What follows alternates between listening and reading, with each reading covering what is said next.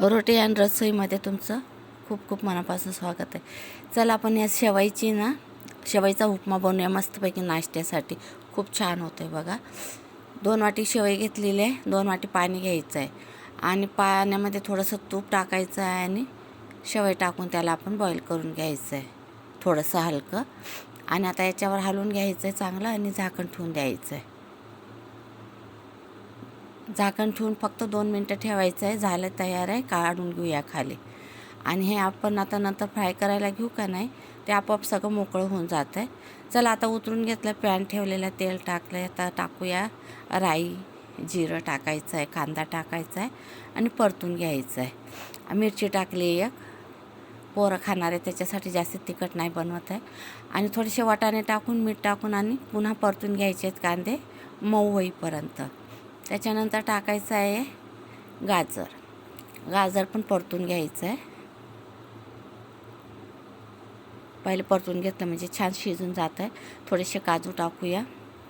आता टाकूया शिमला मिरची, सगळ्यात शेवटी शिमला मिरची टाकायची आणि त्याच्यानंतर टोमॅटो टाकायचे आणि हे पण परतून घ्यायचं आहे. मस्त छान परतून झालेलं आहे. थोडंसं आता झाकण ठेवून देऊया, थोडंसं मऊ करूया. झालं बघा, आता काढून घेऊया.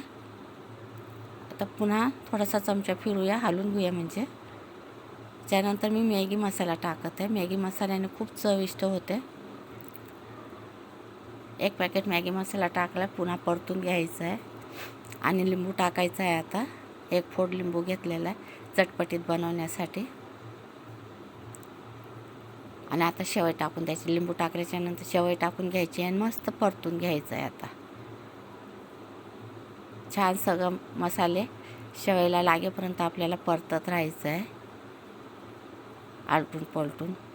खूपच छान झालेलं आहे बघा. तुम्ही एकदा नक्की करून बघा, मुलांना खूप आवडेल तुमच्या. आणि व्हिडिओ आवडला असेल तर सबस्क्राईब करा, लाईक करा आणि कमेंट करून सांगा शेवईची रेसिपी कशी झाली. शेवईचा उपमा खूपच छान झाला. चायबरोबर आम्ही खायला छान लागला आहे.